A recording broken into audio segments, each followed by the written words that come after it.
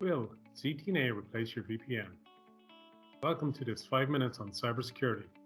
Today we're going to be looking at ZTNA or Zero Trust Network Access.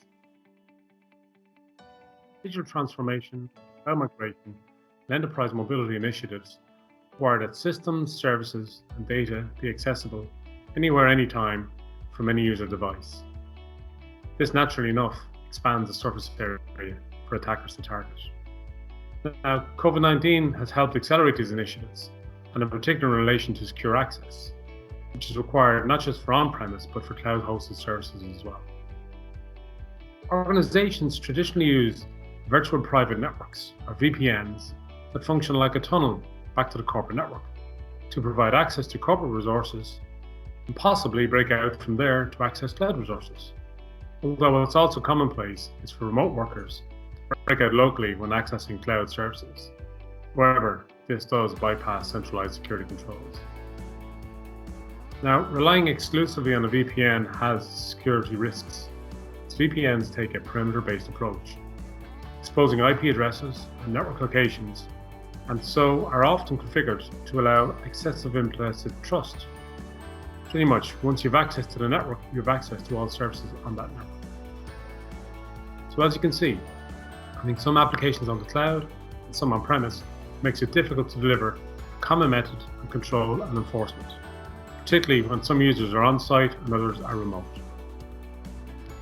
Even after the pandemic ends, CISOs are going to need a better strategy for supporting teleworking, because it's likely that many employees will continue to work remotely, at least for part of the time.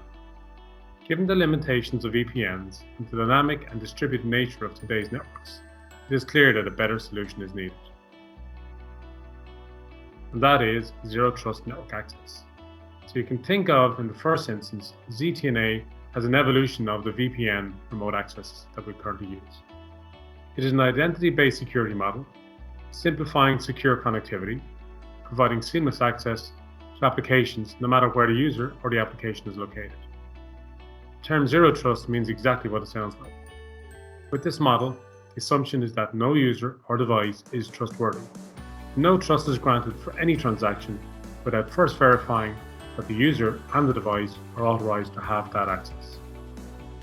Because ZTNA starts with the idea that location does not grant a level of trust, where a user is working on-premise, at home, or in a remote location becomes relevant. The same Zero Trust approach applies. Now, unlike a traditional VPN tunnel with unrestricted access, ZTNA grants per-session access to individual applications and workflows only after a user and/or device has been authenticated. Every device is also checked each time an application is accessed to ensure the device meets the application access policy. Authorization is key and uses a variety of contextual information, including user role, device type, device compliance posture, location, time, and how a device or user is connecting to the network or resource. With ZTNA in place, once a user has provided appropriate access credentials, such as multi-factor authentication, they then can be given what is known as least privilege access. Users can access only those applications they need to efficiently perform their job and nothing else. Looking at it from the user's perspective, for users, ZTNA is easier to manage than a VPN. Users no longer have to remember when to use the VPN or go through the process of connecting. With ZTNA, a user simply clicks the application and immediately gets a secure connection, whether that application is on-premise, in a public or private cloud. The tunnel is created on demand, transparent to the user. Because the network is no longer a zone of trust, the same tunnel is created if the user is on the network or off the network. The encrypted tunnel happens in a transparent manner, providing security in the background. So, the business values of moving from a VPN method of access to ZTNA are pretty obvious. The user's experience is greatly enhanced. Users simply click on the application they are authorized to use, and transparent secure connectivity is delivered automatically. Hiding network and IP addressing helps reduce the attack surface, as does the identity-based session access. And for network and security administrators, you have solutions which are easier to configure, manage, and troubleshoot, and can apply centralized protection policies, which can be delivered across multiple enforcement points. Applications can be located anywhere, and the user access is allowed only to necessary applications and data. Adopting a zero trust approach to cybersecurity is a process. It's going to touch many systems and may take months, if not years, for organizations to fully implement.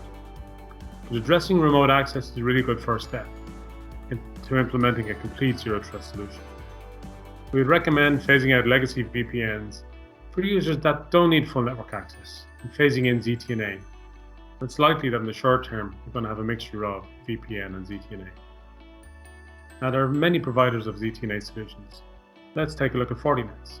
It builds on their existing technologies and integrates with their SASE collection. So the core of Fortinet ZTNA can be delivered right now using FortiGate firewalls, FortiClient EMS, and FortiClients. There are other elements such as FortiAuthenticator and FortiManager that will help flesh out the solution.